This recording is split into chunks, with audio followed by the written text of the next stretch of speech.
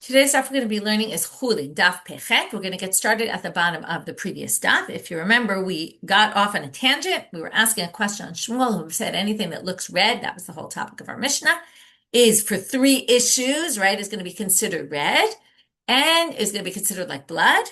And then we said, what was his chidush? It already appeared in the Mishnah. We said, it's for the machshirin, for that it creates susceptibility to impurity. So then we had to explain, because either it's water, it's blood, both should be. And we said either something, it was blood mixed with rainwater, or it was this blood plasma. And then we got into the blood plasma, and we said, and by the way, in another bright, it talks about the blood plasma, about this issue that in a tent, if it looks like, if it's red, then you see the red in it, right? Like when it kind of separates, which often happens when it like at a certain stage, it becomes, you see the red. So then it's going to actually create impurity in a tent. And then it said, and we're going to see this, so they quoted it from a bright, and then we're going to see it in the bright. It actually said it's not a tam, which means a Mishnah, but I realize now it's a Tosefta. It's a bright, or it's really in the Tosefta. And it says the following. Kol mashke hameh, we're starting 4 lines from the bottom in Pezayin and Bet.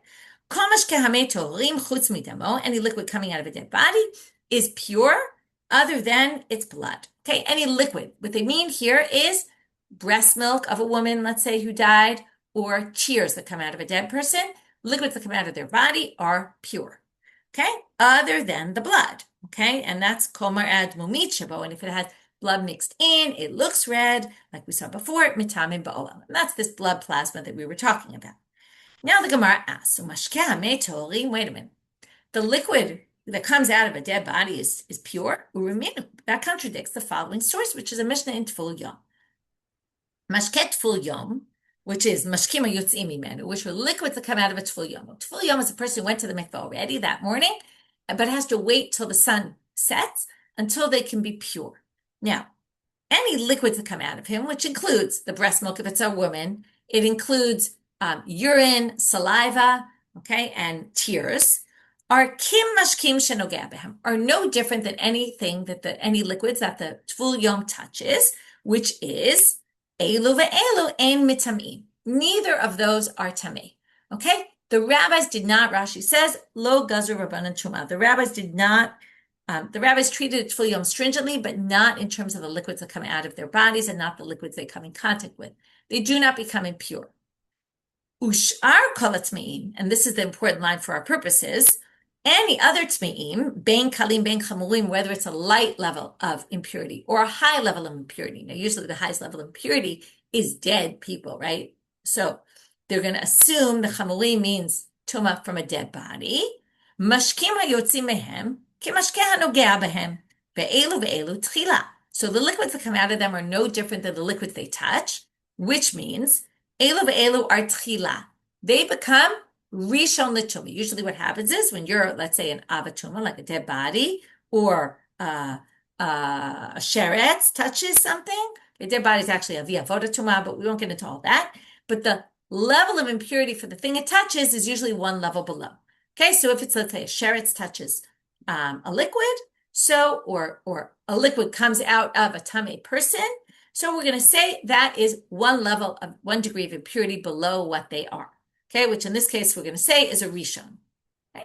Chutz min hamashkeh shu avatuma. Other than a few exceptional cases, which we'll talk about these, the Torah talks about a zav, and people that are in the category of a zav, like a zava, a nida, yoledet, the liquids that come out of their bodies, which according to the Torah is yarak hazav, if the zav spits, so it's the zav's saliva, or things that are like saliva, which we're going to say is urine, because what the rabbis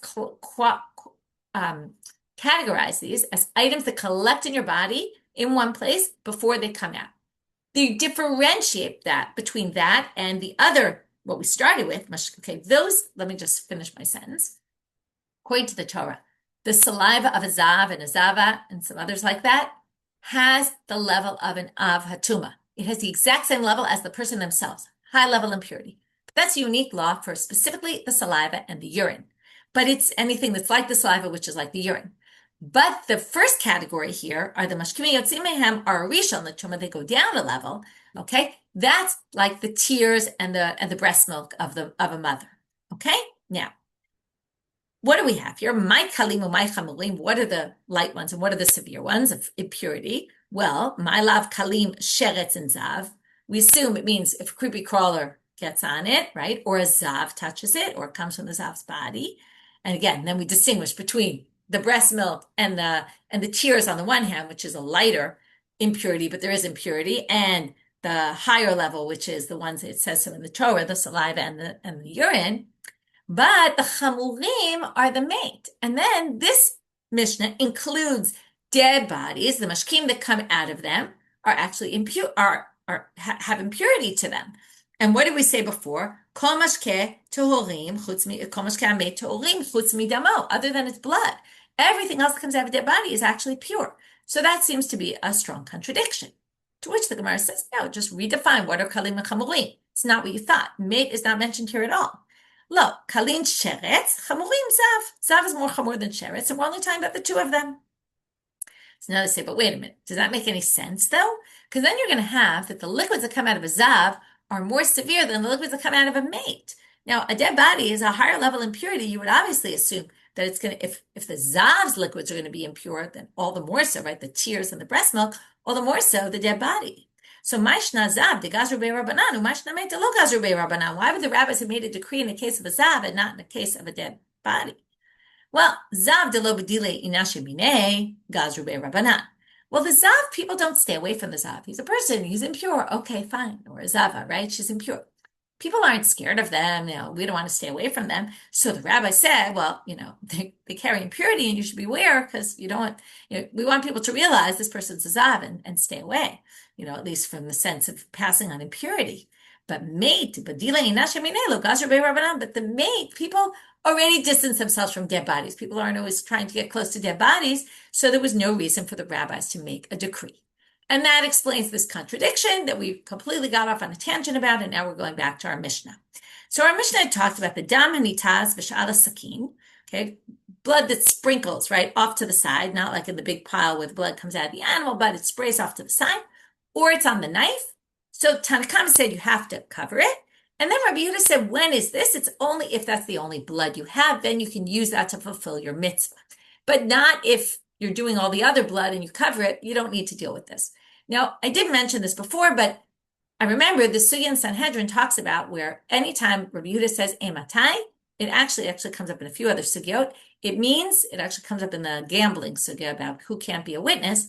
It means that he agrees with Tanakama. He's just explaining Tanakama.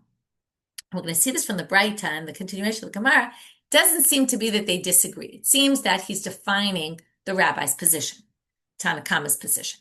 So Tanu Rabbanan, we're going to see this also in this Braita, the same kind of idea as we saw in the Mishnah with these two opinions, but one is really explaining the other.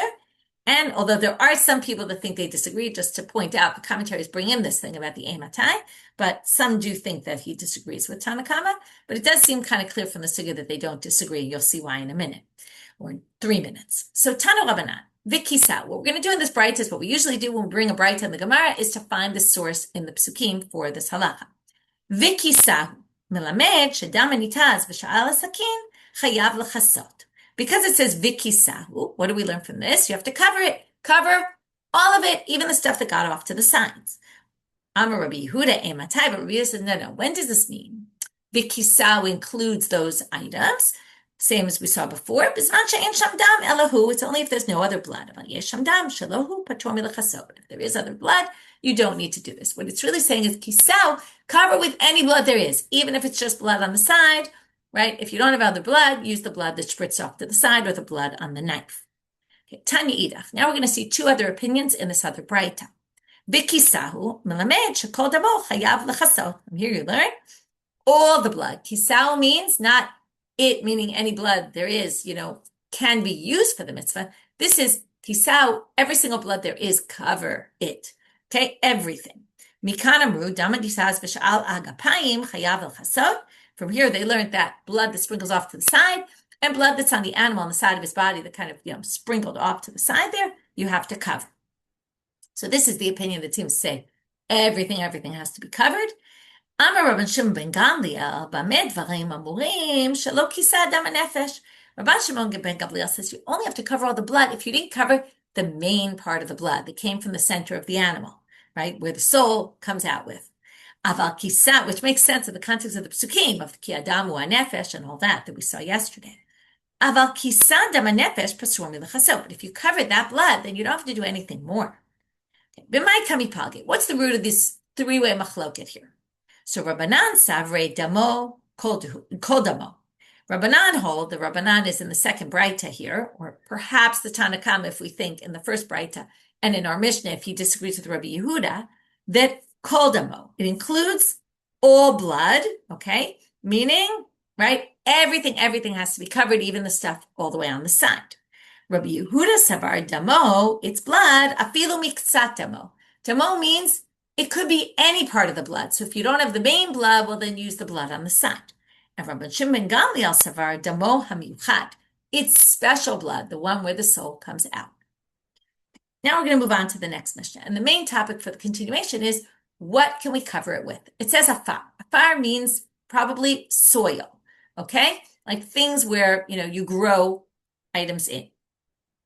So now we're going to see, what can you use and what can't you use? Mechasim bezevel hadak, okay, with manure that's crushed up, fine manure. Bechol hadak, sand that's fine. Seed, lime, ucharsit, okay, earthenware stuff. Bilivena, okay, like charsit is, we really mean like pottery shards here. Okay, all these things, the lime, the charsit, bilivena, bricks, and migufa, a cover of a barrel, shektashan, all those things if they were crushed up. Again, the same idea of them being finely crushed. Aval ein mechasim lo bezevel hagas velo bechol hagas. Okay, but now there's the parallel list, not with manure that's chunky, right, big pieces, sand that's, right, big pieces of sand, lo belevena migufa shelo shashan, not with bricks or a cover of a barrel that wasn't crushed up. V'lo yechpeh alav et hakli, and don't put a vessel on top of it. Klal amar Rabban Shimon Gamliel, he gave a principle for this. Davar hamegadel tzmachim mechasim bo, v'she'eno megadel tzmachim ein mechasim bo. If things can grow in this, okay, I don't know if you can try this at home, try breaking up a shard and see if you can grow things in it, but it seems like if things can grow in there, which sounds like it can, then you can use it for covering. If not, not. That's what's going to make it similar to afar, where things grow in it. So now the Gemara asks, Hechidami choladak, okay? How dak? Okay, what are we talking about, right? Dak is fine. We have gas, which is big chunks. What about the in-between? So we're going to have two readings. Amar Rabba Bar Bachan Amar B'Yochanan, Kol she'en hayotzer tzarik lekacho. If someone who's making clay out of this doesn't need to crush it up anymore, okay? They do, maybe they could just do it a little with their fingers, but they don't need to really crush it. Okay, it's small enough, fine enough. Some people say this line of Rabbi Hanan, the name of Rabbi Yochanan, was said a little differently and on the latter part of the Mishnah, like this. Aval ein mechasin lo bezevel hagas v'lo b'chol hagas. You can't cover in, right, anything of these big chunks. Hechidami chol hagas. What does it mean, big chunks? Amar Rabbi Hanan, Amar Rabbi Yochanan, kol shayotzer tzarich lekacho. If it needs crumbling up to make clay out of it, then no. Okay, you can't use it. Okay, now it sounds like it's kind of one and the same, because if it needs to be broken up, then you can't use it. If it doesn't need to be broken up, then you can use it. So what are we talking, like, what's the difference?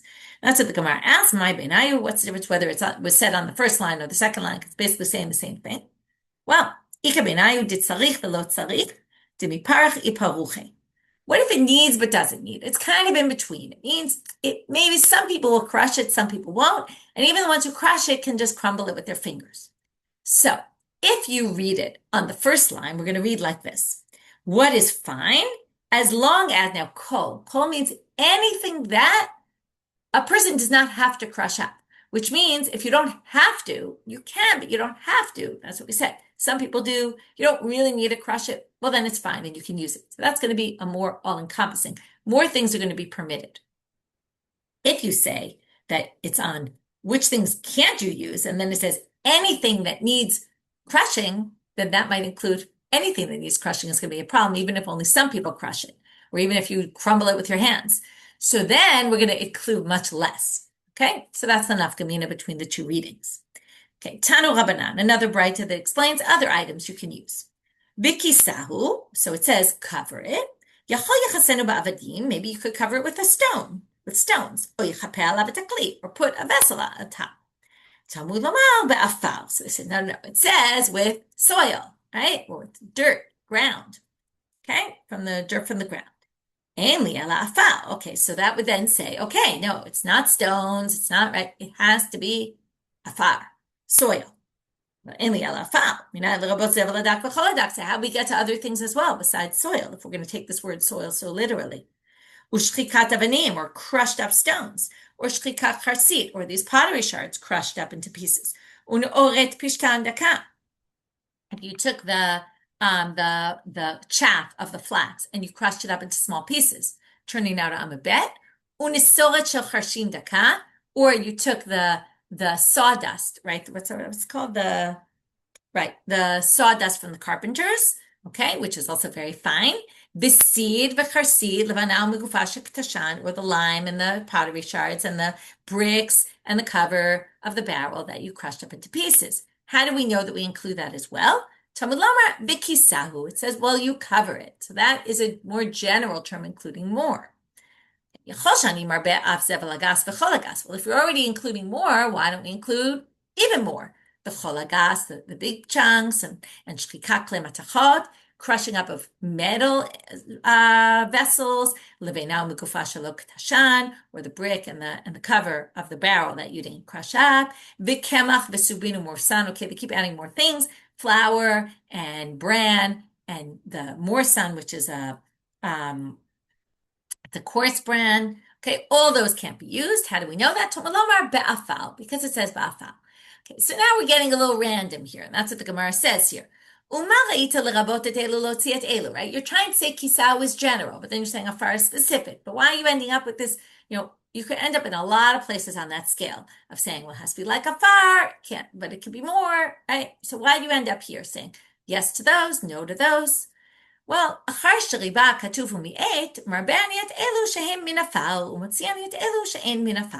well, look, the pasuk started with the general word kisau. Then it went to a more specific word afar. So what are we going to say? We're going to learn it. Whatever defines afar, we're going to say other things like that as well, which again are things that you could grow something in.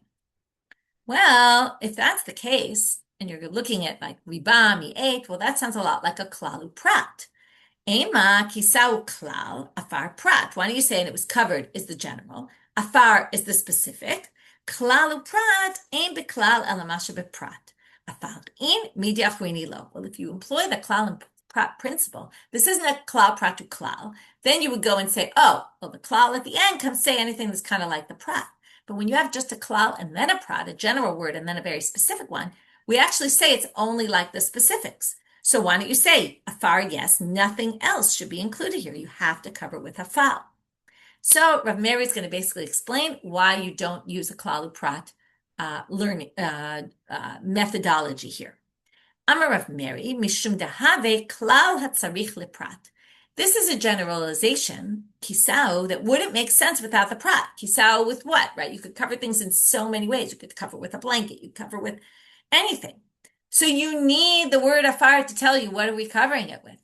And any klal hatzarich leprat, when you have a general principle that needs the specifics, and without the specifics, you're not going to understand what we're talking about, ein danim oto b'klal uprat. You then don't use the general klal uprat language, or methodology, I should say, the way we learn a klal uprat. And that's why in the end we're going to say it's really anything that's like afar, even though if you use the klal and prat method, you wouldn't really get there. Darash Rab Nachman bar Rav Chisda. Rab Nachman bar Rav Chisda says the following: Ein mechasin ela b'davar shezor'im bo umatzmiach. It has to be something you could plant in and it will grow. What he's trying to exclude seems to be desert sand. Okay, desert sand you can't grow anything in. So because of that, we're going to say not desert sand. They call it eretz milecha. Okay, salty. Okay, or desert-like where it can't grow. Amar Rava hai borcha. Rava says that's shtuyot, as we say in Hebrew. That's silly. Okay, that's just not true. Okay, comes to the word bor, which is stupid. Okay, that's just not true. Amar le Rav Nachman bar Yitzchak le Rava. Rav Nachman bar Yitzchak. Now, before we started with Rav Nachman bar Rav Chisda, this is a different Rav Nachman. Rav Nachman bar Yitzchak says to Rava, "My borchate. Why do you think this is so preposterous?" Ana Amarita Niale, Umehamanita Amarita Niale. I'm the one who told the other Rav Nachman this, and I told it to him based on a Braita. Now I'm going to quote you the Braita and show that I'm right. Because the Braita says, Hayam halech bamidbar, which is this, you're walking in the desert. Ve'ein lo, it says afer, but it really should be afar, and you don't have any soil there, meaning now you have sand there, but you don't have something that anything can grow it. So you can't cover with that. Okay, that's the obvious implied meaning in this Braita right now. You don't have anything lechasot to cover. So what do? Shochet dinar zahavu mechaseh.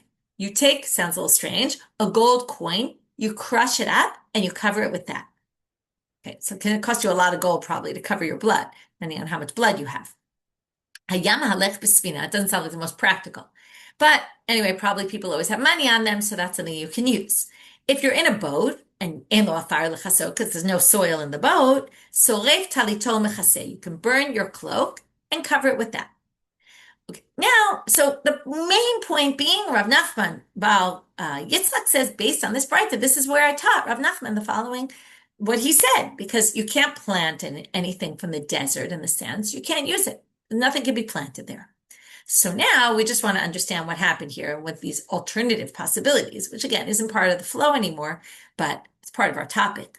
Bishlama soref talito mechaseh. I get how you can burn your talit and cover with it because eshkachan efer ikre afal.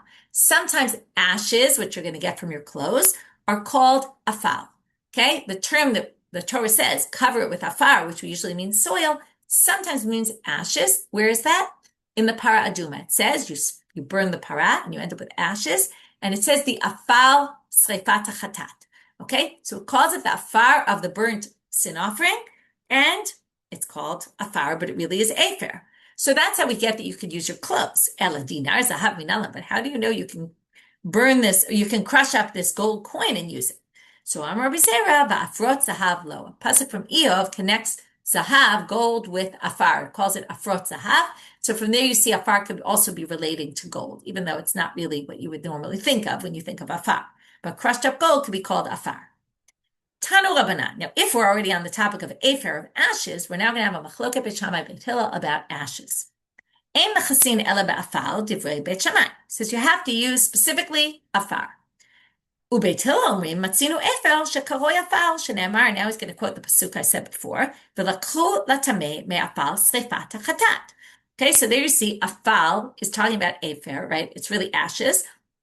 So Beit Hillel says then you could fit in, right? It says afar in our pasuk, it means also ashes. Ubeit Shammai, what are they going to say? They say very simply, afar sreifat ikre, afar stamalo ikre. When it says afar of the burning, that obviously means ashes, because when you burn, you get ashes. But if it just says afar by itself, like it does in our pasuk, of cover it with afar, it definitely doesn't mean ashes in that context, and that's why Beit Shammai does not permit it. Another bright about other things that they added that you could also use. Tana, hosifu alehen, they added to the list things that you could use. Hashchol, which is coals ground up.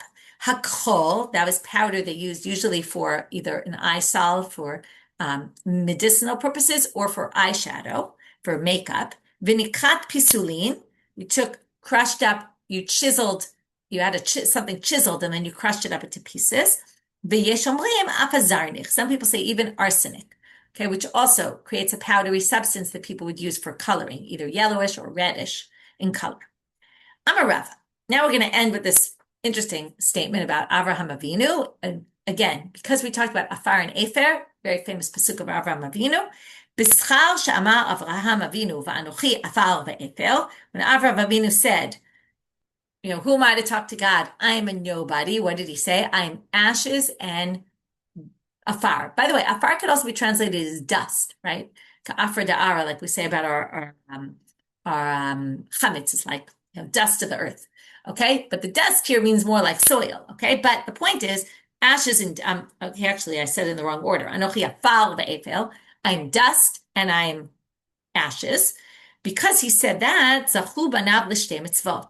His sons were able to get 2 mitzvot, the rewards of 2 mitzvot. What are they? Efer para and afar sota. The ashes of the para and the afar of the sota. Because by the sota, they take afal and they use that. So now we have these two mitzvot that Avram's sons got because of the statement that Avram made, to which the Gemara asks, and with this will end with the answer to this question, why don't they say the mitzvah of the afar of the kisoy adam? Why don't we say that?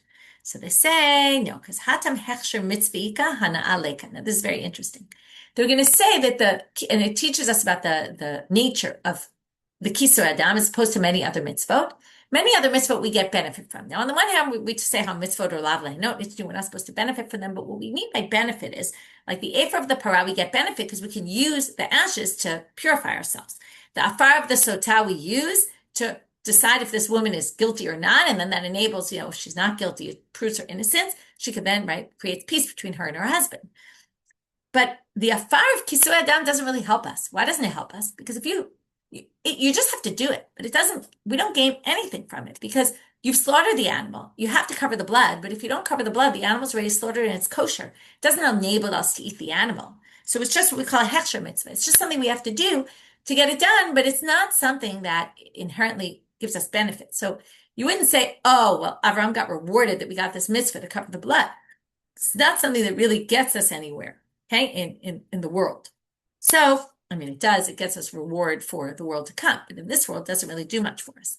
So therefore, that's not on the list of what Avraham gained. Okay, we're going to see another one tomorrow about another statement about the sachar that Avraham got for something he said, and we'll get back to that tomorrow. Okay, so what do we have here? We started with the issue of the side about the blood plasma and this contradiction between the source we saw yesterday, the Tosefta, and this Mishnah in Tfil Yom, but we resolved it by re-explaining the Mishnah in Tfil Yom. It wasn't even talking about a mate, and that resolved the issue. Then we talked about the three different opinions about the extra blood, which blood actually has to be covered. Then we dealt with what can you cover it with, and we came up with this criteria of things that something could grow in as opposed to things that can't grow in, although we even saw, and then we saw, Rava seemed to say maybe even in the desert, but nobody really seemed to agree with him about that. And then we had, what about ashes? Or ashes included as well? And it seems, other than Beit Shammai, everyone else seemed to think it was, and because those words can be interchangeable. And with that, we finish for today, wishing everyone a good day.